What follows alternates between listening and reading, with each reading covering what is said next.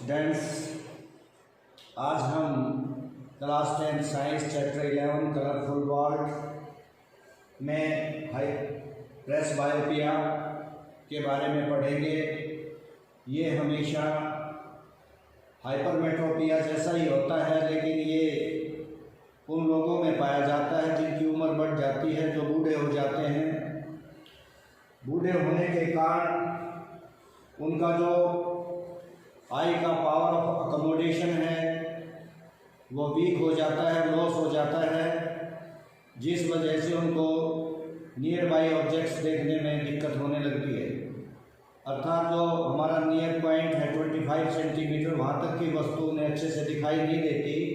अर्थात उनका जो नियर पॉइंट है वो 25 सेंटीमीटर से दूर हो जाता है। तो ये जैसे कम उम्र में, जिसको हम प्रेस बायोपिया कहते हैं, ओल्ड उम्र में इसको हम प्रेस बायोपिया कहेंगे। ये क्यों होता है? ये वो डिफेक्ट है विजन का जो ओल्ड पर्सन्स में होता है, बूढ़े आदमी में होता है। इसमें नियर बाई ऑब्जेक्ट्स देखने में भी दिक्कत होती है। उसका कारण क्या है कि आई का जो पावर ऑफ अकोमोडेशन है, यानी फोकस करने की जो पावर है, वो लॉस हो जाती है। क्या होता है कि जो उनका बुढ़ापे के अंदर जो नियर पॉइंट है आदमी का, वो 25% से बढ़ जाता है। यानी 25% तक हमारी एक्चुअल विजन जो है 25% तो इन्फिनिटी है, लेकिन वहाँ उनको साफ दिखाई नहीं देता, तो नज़दीक की चीज़ें कम दिखाई देती हैं। उसके दो कारण हैं किन वजह से ऐसा होता है। नंबर एक, जो उनकी सीलियरी मसल्स होती हैं जो आई लेंस को पकड़ के रखती हैं, पार्ट्स ऑफ आई में मैंने आपको समझाया था, वो क्या होता है धीरे धीरे कमज़ोर हो जाती है, धीरे धीरे कमज़ोर हो जाती है। Gradually weakening of ciliary muscles, धीरे धीरे कमज़ोर हो जाती हैं। और जो आई लेंस की फ्लेक्सिबिलिटी है, जो सीलियरी मसल्स के कारण ही होती है, वो भी धीरे धीरे कम हो जाती है, डिमिनिश हो जाती है। इसी कारण से उनके अंदर ये रोग पैदा होता है। तो इसको हम कैसे ठीक कर सकते हैं? इसको ठीक करने के क्या कारण है कि वो बाईफोकल, देखो कई बार बूढ़े आदमियों में दोनों तरह की दिक्कत आती है। उन्हें नज़दीक की वस्तुएं भी, ऑब्जेक्ट्स भी साफ दिखाई नहीं देते, दूर के भी साफ दिखाई नहीं देते। उस केस में उनको बाईफोकल लेंस लगाया जाता है। कौन सा लगाया जाता है? बाईफोकल लेंस लगा करके उनकी दृष्टि को, उनकी आई विजन को सही किया जाता है। बाईफोकल लेंस का मतलब है दोनों, कॉन्केव लेंस और कॉन्वेक्स लेंस दोनों ही लगाए जाते हैं। इसमें ध्यान रखना कि नीचे के हिस्से में हमेशा कॉन्केव लेंस लगाया जाता है। जो हमारा स्पेक्स होते हैं, चश्मा होता है, तो नीचे कॉन्केव लगता है, ऊपर कॉन्वेक्स लगता है। तो सुटेबल पावर के दोनों ही कॉन्केव और कॉन्वेक्स लेंस को हम लगाते हैं। अभी जो मैंने बताया कि कभी कभी एक आदमी इस तरह की बीमारी होती है, उसको मायोपिया भी होता है, नज़दीक की वस्तुएं भी साफ दिखाई नहीं देती और दूर की वस्तुएं भी साफ दिखाई नहीं देती। तो उनमें हम बाईफोकल का प्रयोग करेंगे। अब जो हमारे आँखों में परमात्मा ने हमें दो आँखें दी हैं, अब उनका क्या एडवांटेज है?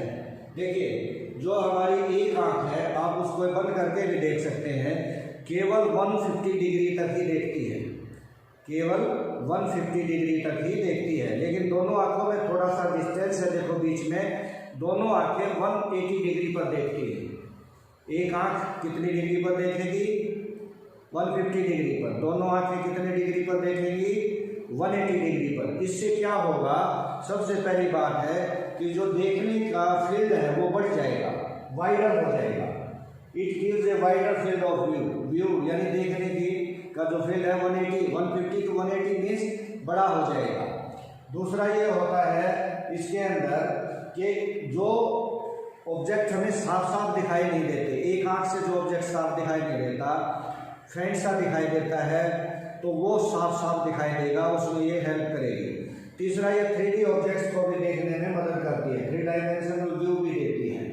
एक एक्चुअल डिस्टेंस भी ये हमारा मापने में काम आती है। अब आप एक आँख को बंद करके अगर किसी पेंसिल को दूसरी पेंसिल को ऐसे मिलाएंगे तो प्रॉपर आपको वो चीज़ दिखाई नहीं देगी, उसकी एक्चुअल पोजीशन आपको समझ नहीं आएगी।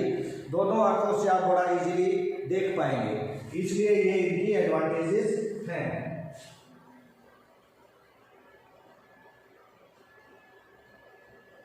मैं आपको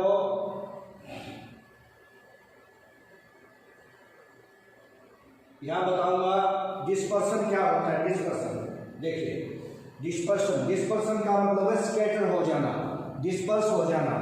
जैसे अब ये व्हाइट लाइट है जो किसी जो सनलाइट से, रेज ऑफ लाइट या किसी बल्ब से निकलती है, तो क्या होगा जब ये व्हाइट लाइट यहाँ करके, व्हाइट लाइट कौन सी होती है जिसमें स्पेक्ट्रम होता है, यानी ग्रुप ऑफ या बैंड ऑफ कलर्स जो होता है, ग्रुप ऑफ कलर्स में जो चेंज हो जाए उसको व्हाइट लाइट कहते हैं।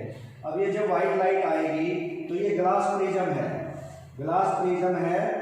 ये कैसी होती है, ये इसके दो फेस होते हैं, ट्राइंगुलर दो फेस होते हैं और रेक्टेंगुलर 3 फेस होते हैं, नीचे भी और इसके इस साइड में इधर भी और इधर भी, सामने भी और इसके पीछे भी ट्राइंगुलर शेप होती है और 3 साइड से ये रेक्टेंगुलर शेप होती है। ये ग्लास प्रिज्म है।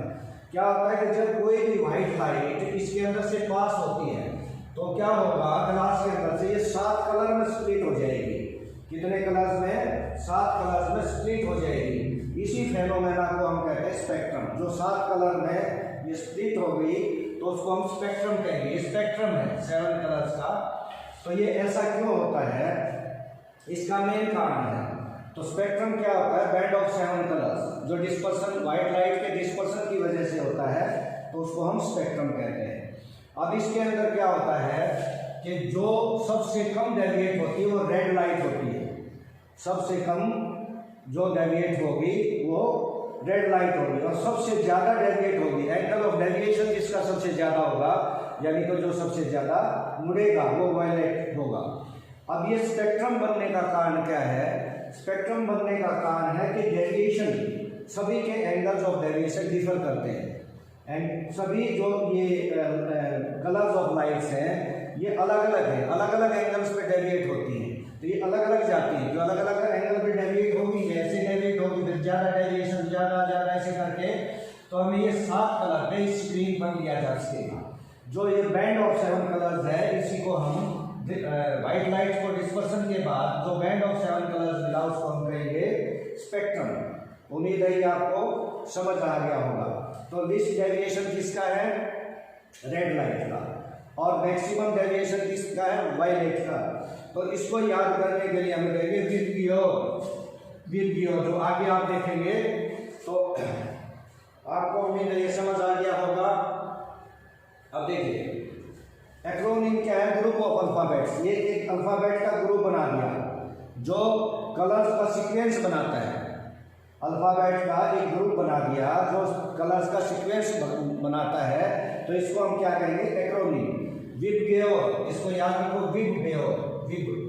वी से violet, indigo, blue, green, yellow, orange and red.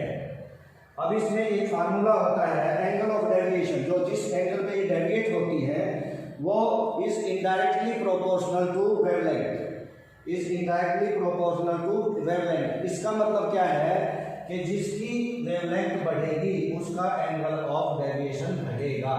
इसका मतलब ये हुआ कि रेड लाइट की वेवलेंथ सबसे ज्यादा होगी, क्योंकि सबसे कम लीस्ट डेविएशन किसका? रेड कलर का। वेवलेंथ जिसकी ज्यादा होगी उसका एंगल ऑफ डेविएशन सबसे कम होगा। ये बढ़ेगी तो ये घटेगी, ये घटेगी तो ये बढ़ेगी, ये समझ लीजिए। इसको इनडायरेक्टली प्रोपोर्शनल कहते हैं। यहाँ पर रेड कलर सबसे लीस्ट डेविएट होता है, तो इसलिए सबसे ज्यादा या सबसे लार्जेस्ट जो वेवलेंथ है उसकी किसकी हो जाएगी? रेड कलर की। और सबसे कम किसका है आपका? Violet colour. सबसे ज्यादा तो उसकी सबसे कम वेवलेंथ हो जाएगी। उम्मीद है ये बात आपको समझ आ गई होगी। आगे देखिए, white spectrum is formed when white light is pass through a glass prism. अभी मैंने बताया कि स्पेक्ट्रम बनने का कारण है डेविएशन ऑफ एंगल्स। सभी कलर्स का एंगल ऑफ डेविएशन अलग अलग है, वो अलग अलग एंगल से डेविएट होती है, तो उसी वजह से हमारा स्पेक्ट्रम बनता है। देखिए each colour has a definite wavelength, सबकी वेवलेंथ भी अलग है। जो अभी मैंने बताया angle of deviation is indirectly proportional to wavelength, तो सबकी डेविएशन ऑफ एंगल अलग है तो उनकी वेवलेंथ भी अलग है। And for each wavelength the angle of deviation differ, वो भी अलग हो जाता है। रेड में लीस्ट डेविएशन है और वायलेट में ज्यादा डेविएशन है। सो जो कलर्स है, डिफरेंट कलर्स है, वो डिफरेंट एंगल पे डेविएट होते हैं, तो इस वजह से यहाँ पर स्पेक्ट्रम बनता है। समझ आ गया होगा कि स्पेक्ट्रम क्यों बनता है। जब व्हाइट लाइट को ग्लास प्रिज्म से पास करवाएंगे तो स्पेक्ट्रम क्यों बनेगा? Due to different angles of deviation. अब देखिए इसके बाद क्या होगा, जैसे व्हाइट लाइट इस प्रिज्म में डाल दिया तो यहाँ पर ये स्पेक्ट्रम बनेगा, ये स्पेक्ट्रम बन जाएगा। और एक ग्लास प्रिज्म को अगर हम उल्टा ऐसे लगा दें, ये देखो इस तरह से है, ये इस तरह से है, तो जब ये इसमें है तो उसी एंगल से फिर ये rare to denser, denser to rare medium में ऐसे इस पॉइंट पे, और फिर ये बाहर निकल जाएंगे। तो स्क्रीन पे जो हमें मिलेगा वो व्हाइट लाइट मिलेगी, रिकॉम्बिनेशन हो जाएगा। ये व्हाइट लाइट चली, स्पेक्ट्रम बना, फिर दूसरी प्रिज्म से गुजर करके फिर वो एक पॉइंट पर के मर्ज हो जाएंगी और स्क्रीन पर आपको एक व्हाइट लाइट मिलेगी। ये सेकंड प्रिज्म है, ये फर्स्ट प्रिज्म है। सबसे पहले न्यूटन इसाक ने इसके बारे में हमें बताया था, 7 कलर्स ऑफ स्पेक्ट्रम के बारे में इसाक न्यूटन ने बताया था, लेकिन वो 7 कलर से ज़्यादा हमने नहीं बता पाया। उसने क्या किया, एक प्रिज्म से उसने देखा तो 7 कलर मिले, फिर उसने दूसरी प्रिज्म को रखा, लेकिन वो 7 कलर से ज़्यादा नहीं बता पाया, उससे आगे फेल हो गया। तो अभी तक सिर्फ हमें स्पेक्ट्रम के बारे में ही पता है।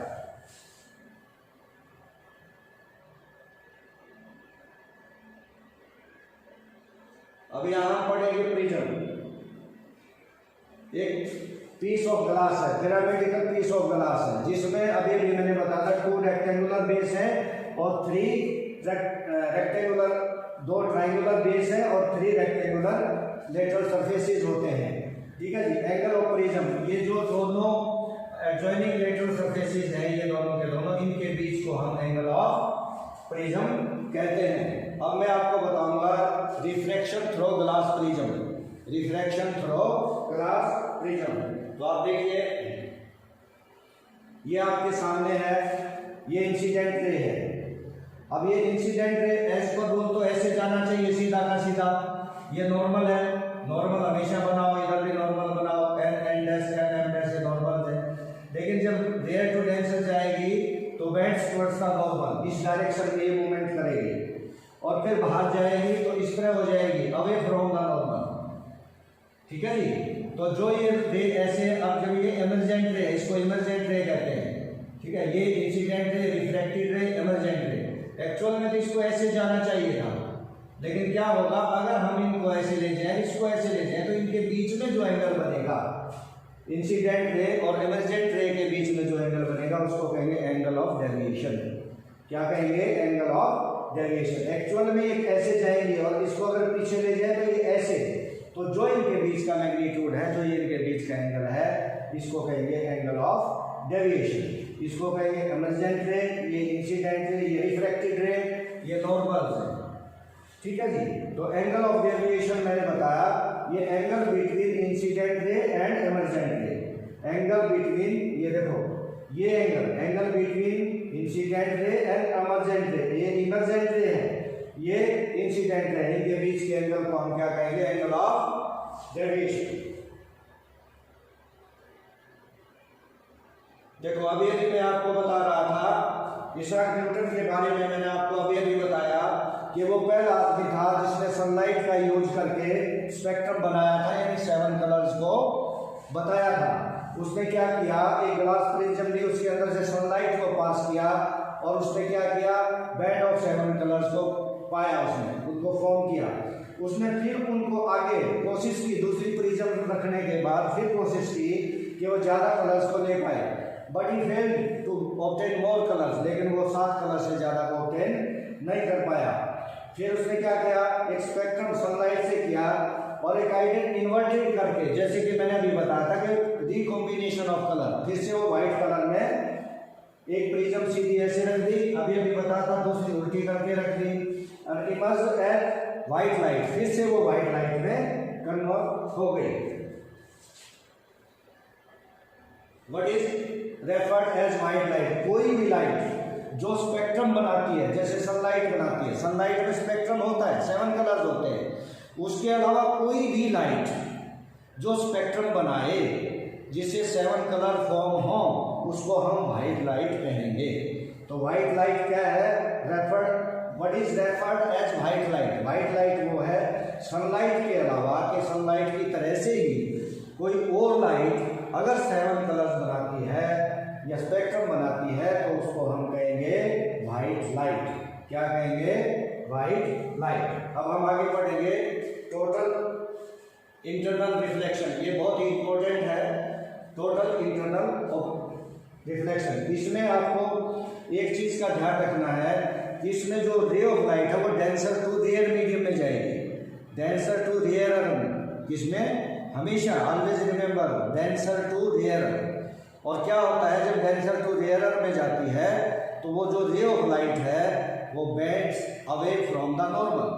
क्या होगा, वो ray of light bends away from the normal, normal से दूर चली जाएगी। अब इसके 4 हैं जो मैं आपको समझाने की कोशिश करूंगा। नंबर 1, ये मान लीजिए डेंसर मीडियम है, यहाँ से लाइट आई तो ये थोड़ा सा अवे फ्रॉम द नॉर्मल, तो ये एंगल और इस एंगल में फर्क हो जाएगा, ये एंगल थोड़ा बड़ा। फिर इसको थोड़ा सा और हम डेंसर को कर देते हैं, थोड़ा सा बड़ा एंगल बना देते हैं इसको, तो और ज़्यादा डेविएट हो जाएगी, रिफ्लेक्ट हो जाएगी। यानी रिफ्रैक्शन है, ये रिफ्लेक्शन नहीं है, ये रिफ्रैक्शन है। यहाँ से और ज़्यादा इसको थोड़ा सा एंगल बड़ा करेंगे, ये थोड़ा और हो जाएगी। फिर उसके बावजूद क्या होगा, तीसरी पोजीशन पे देखो, इसको हम और ज़्यादा नीचे ले आएंगे, इस एंगल को और बड़ा कर देंगे, तो एक पोजीशन ये आ जाएगी कि जब रिफ्रैक्शन इस पे आ जाएगा, पैरेलल हो जाएगा, इस सरफेस के पैरेलल, इससे चला जाएगा ऐसे।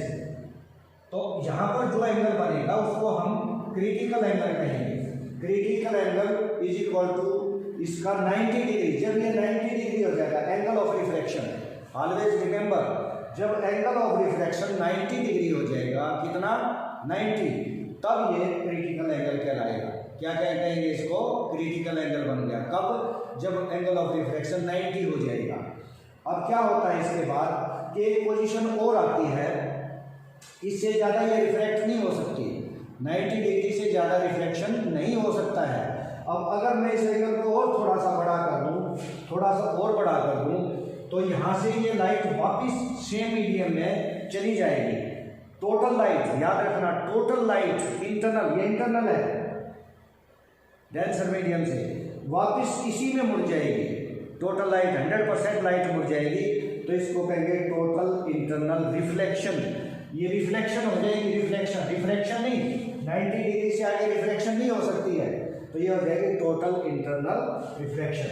और इसको हम कैसे निकाल सकते हैं, sine C is equal to 1/, इसमें हम क्या करेंगे, 1/, क्या, refractive index of second medium with respect to first medium.